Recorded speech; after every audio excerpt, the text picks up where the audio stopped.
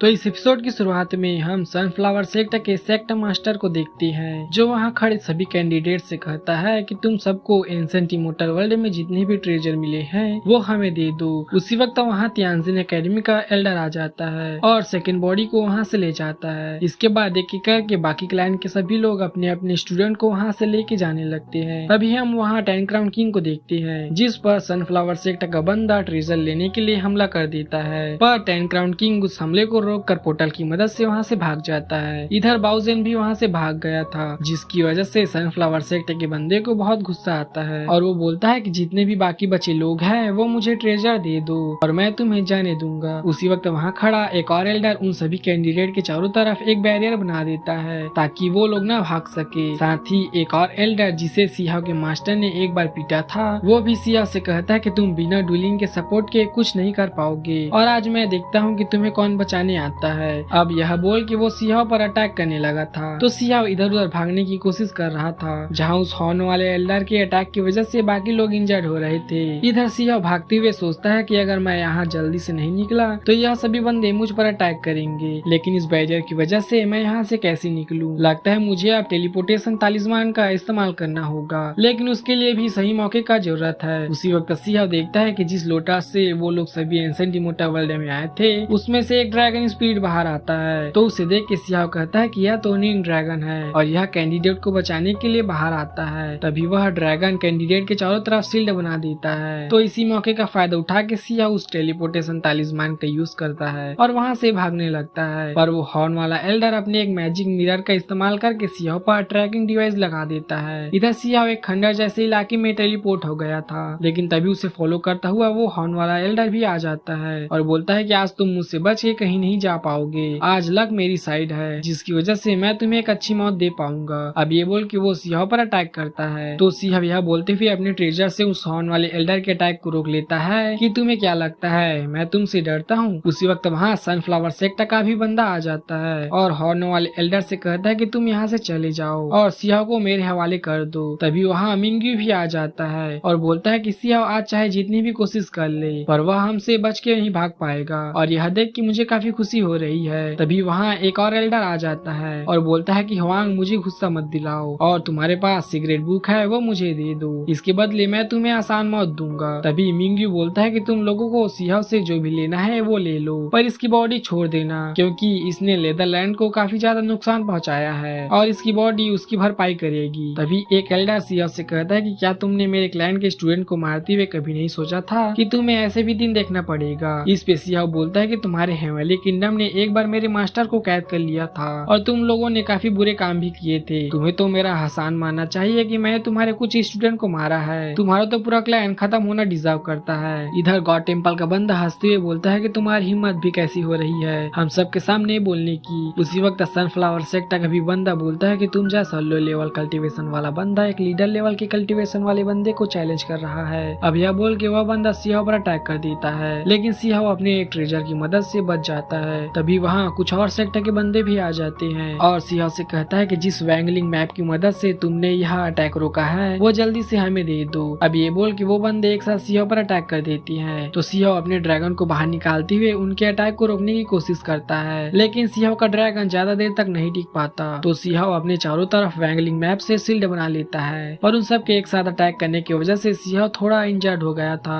और वहाँ से भागने की कोशिश करता है, लेकिन मिंग्यू यह बोलते हुए सियाह को रोकने लगता है कि तुम कैसे सोच सकते हो कि तुम एक लीडर लेवल के एल्डर से बच के भाग सकते हो। इधर सियाह मिंग्यू के अटैक से बचते हुए दूसरे डायरेक्शन में मुड़ गया था, लेकिन तभी उसके सामने एक लुओ फू वैले का बंदा आ जाता है और सियाह को रोकने लगता है, तो सियाह एक तालिस्मान निकालते हुए कहता है कि इस तालिस्मान को मैंने आज तक यूज नहीं किया है, देखते हैं इससे क्या होता है। अब सियाह वो तालिस्मान उस बंदे की तरफ फेंकता है, जिसकी वजह से कई सारी स्वाड उस तालिस्मान से निकल के उस बंदे को लग जाती है, जिससे वह मारा जाता है। तो यह देख के एक एल्डर कहता है कि इससे थोड़ा सावधान रहना, इसके पास कई सारे ट्रेजर हैं। अब वह सभी लोग सियाह को चारों तरफ से घेर लेते हैं। इसके बाद हॉर्न वाला एल्डर अपने दोनों हॉर्न बड़े करके सियाह से कहता है कि आज मैं अपना क्लैन का बदला तुमसे लेकर ही रहूंगा। अब यह बोल के वो अपने हॉर्न से सियाह पर अटैक करता है, जिसे सियाह अपनी स्वार्ड से रोकने की कोशिश कर रहा था। इस तरफ हम उस मोटे लड़के को देखते हैं जो अपने मास्टर को ढूंढ रहा था ताकि वो सियाह की मदद कर सके, लेकिन उसे वह कहीं नहीं मिलता, इसलिए वह बोलता है कि आखिर मुसीबत मुसीबत के वक्त आप कहाँ गायब हो जाते हो। इधर सियाओ थोड़ा इंजर्ड हो गया था। उसी वक्त वहाँ जितने भी क्लैन के लोग खड़े थे